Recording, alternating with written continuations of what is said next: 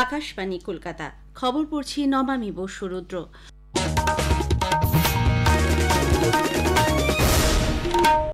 GDP বৃদ্ধি হার ৬.৫ থেকে ৭% মধ্যে থাকবে বলে অর্থমন্ত্রক প্রকাশিত আগস্ট মাসের অর্থনৈতিক পর্যালোচনায় জানানো হয়েছে। এই সংক্রান্ত প্রতিবেদনে উল্লেখ করা হয়েছে যে চলতি অর্থ বছরের প্রথম ত্রৈমাসিকে অর্থনৈতিক গতি অব্যাহত রয়েছে। সব প্রধান অকৃষি খাতে ৫% বেশি বৃদ্ধি অর্জিত হয়েছে।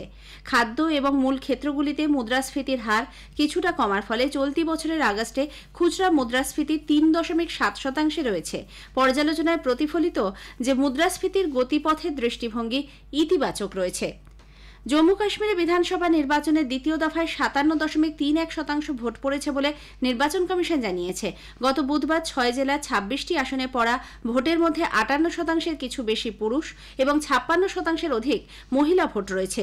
নির্বাচন কমিশনের তথ্য অনুযায়ী মাতা বৈষ্ণোদেবী বিধানসভা আসনে সর্বাধিক ৮০.৪৫% ভোট পড়ার খবর মিলেছে। এদিকে তৃতীয় দফার ভোটের জন্য প্রচারাভিযান জমে উঠেছে। প্রবীণ বিজেপি নেতা প্রধানমন্ত্রী নরেন্দ্র মোদী আগামীকাল জম্মুতে প্রচারে যাবেন। কংগ্রেস নেত্রী প্রিয়াঙ্কা গান্ধীও আগামীকাল একাধিক জনসভা করবেন। এই দফায় ১ অক্টোবর ভোট নেওয়া হবে। আরজিকর কাণ্ডে ন্যায় বিচারের দাবিতে ওয়েস্ট বেঙ্গল জুনিয়র ডক্টরস ফ্রন্টের ডাকা গণকনভেনশন আজ শুরু হয়েছে। ধনধান্য অডিটোরিয়ামে এই কনভেনশন আয়োজনের অনুমতি বাতিল হয়ে যাওয়ার পর এসএসকেএম অডিটোরিয়ামে কনভেনশন আয়োজনের বন্দোবস্ত করা হয়। নির্যাতিতার ন্যায় বিচার এবং স্বাস্থ্যক্ষেত্রে দুর্নীতি রোধে সিনিয়র চিকিৎসকরা ছাড়াও সমাজের বিভিন্ন স্তরের মানুষকে এই কনভেনশনে যোগ দেওয়ার আহ্বান জানানো হয়েছে। আগামী দিনে আন্দোলন কোন পথে এগোবে বা পরবর্তী কর্মসূচি কি হবে তা এই কনভেনশনে আলোচনা হবে। মুখ্য সচিবের সঙ্গে বৈঠকে রাজ্য সরকারের পক্ষ থেকে যে প্রতিশ্রুতি দেওয়া হয়েছিল তা পূরণ করার বিষয়টিও খতিয়ে দেখবে জুনিয়র চিকিৎসকরা। তবে উৎসবে যোগ দিতে তারা অনিচ্ছুক বলে স্পষ্ট জানিয়েছে। আরজিকর মেডিকেল কলেজ হাসপাতালে আর্থিক দুর্নীতির ঘটনায় সিবিআই আজ রাজ্য স্বাস্থ্য দপ্তরের কাছ থেকে বিভিন্ন মেডিকেল কলেজ ও হাসপাতালে বায়োমেডিকেল বর্জ্য বা বিএমডব্লিউ সংক্রান্ত নথি চেয়ে পাঠিয়েছে। চিঠিতে 2020-21 সাল থেকে 2024-25 আর্থিক বছরের নথি তলব করা হয়েছে বলে সিবিআই সূত্রে খবর। রাতে কর্মস্থলে মহিলাদের নিরাপত্তা সুনিশ্চিত করতে রাজ্য সরকারের রাত্রিরের সাথে হেল্পার অ্যাট নাইট চালুর বিষয়ে আনুষ্ঠানিকভাবে বিজ্ঞপ্তি প্রকাশ করেছে সরকার। রাজ্য স্বাস্থ্য ও পরিবার কল্যাণ দপ্তরের পক্ষ থেকে প্রকাশিত ওই বিজ্ঞপ্তিতে জানানো হয়েছে, রাজ্যপালের অনুমতিক্রমে কলকাতা পুলিশের অধীনস্থ এলাকার 4টি সরকারি এবং একটি সুপার স্পেশালিটি হাসপাতাল ও একটি জেলা হাসপাতালে কর্তব্যরত নিরাপত্তা কর্মীদের মধ্যে পর্যবেক্ষণ, সমন্বয় এবং নজরদারি গড়ে তুলতে এই কর্মসূচি চালু করা হচ্ছে। কলকাতা পুলিশ কমিশনারের সুপারিশের ভিত্তিতেই 6 অবসরপ্রাপ্ত পুলিশ আধিকারিক প্রতিটি হাসপাতালের দায়িত্বে থাকবেন। National medical, Kolkata medical, NRS, SSKM, Garden Reach super speciality এবং টালিগঞ্জ এমআর বাঙুরের দায়িত্ব দেওয়া হলেও আরজিকর হাসপাতালের দায়িত্ব এখনো পর্যন্ত কাউকে দেওয়া হয়নি।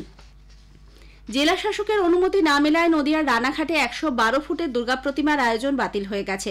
পুজোর অনুমতি নিয়ে গত কয়েকদিন ধরেই আয়োজক ও প্রশাসনের মধ্যে টানাপোড়েন চলছিল। মামলা গড়ায় হাইকোর্ট পর্যন্ত। গত বুধবার বিচারপতি হিরণময় ভট্টাচার্যের বেঞ্চ এ ব্যাপারে জেলাশাসককে সিদ্ধান্ত নিতে বলেন। এরপরই জেলাশাসক জানান, বিদ্যুৎ দপ্তর, দমকল, পুলিশ, বিডিও এবং রানাঘাটের মহকুমা শাসক আবেদন বাতিল করেছেন। দর্শকদের নিরাপত্তার কথা মাথায় রেখেই অনুমতি না দেওয়ার সিদ্ধান্ত নেওয়া হচ্ছে। আজ বিশ্ব পর্যটন দিবস। এবছর বিশ্ব পর্যটন দিবসের মূল ভাবনা পর্যটন এবং শান্তি। এই উপলক্ষে কলকাতায় পর্যটন মন্ত্রকের আঞ্চলিক কার্যালয়ের উদ্যোগে এক বর্ণাঢ্য শোভাযাত্রা অনুষ্ঠিত হয়। মন্ত্রকের কার্যালয় থেকে ভিক্টোরিয়া মেমোরিয়াল পর্যন্ত এই শোভাযাত্রায় ঘোড়ার গাড়ি, ঢাকি এবং স্কুলের 50 জন পড়ুয়া অংশ নেয়।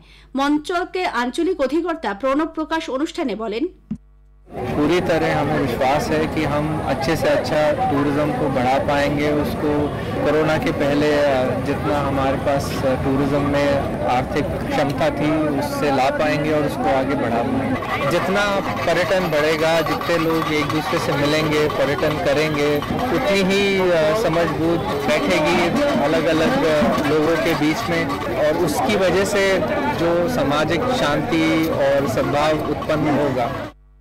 কানপুরের গ্রিন পার্কে ভারত ও বাংলাদেশের মধ্যে দ্বিতীয় ক্রিকেট টেস্টে বৃষ্টিবিঘ্নিত প্রথম দিনের শেষে বাংলাদেশ প্রথম ইনিংসে 3 উইকেটে 107 রান করেছে। বৃষ্টির ফলে মাঠ ভিজে থাকার কারণে নির্ধারিত সময়ের 1 ঘণ্টা পর খেলা শুরু হয়। খারাপ আলোর কারণে মধ্যাহ্নভোজের বিরতির পর 9 ওভার খেলা হতে দুই ফিল্ড আম্পায়ার সাময়িকভাবে খেলা বন্ধের সিদ্ধান্ত নেন। এরপর বৃষ্টি শুরু হলে আম্পায়াররা দুপুর 3টে নাগাদ প্রথম দিনের খেলা বন্ধের সিদ্ধান্ত নিয়েছেন। খবর শেষ হলো।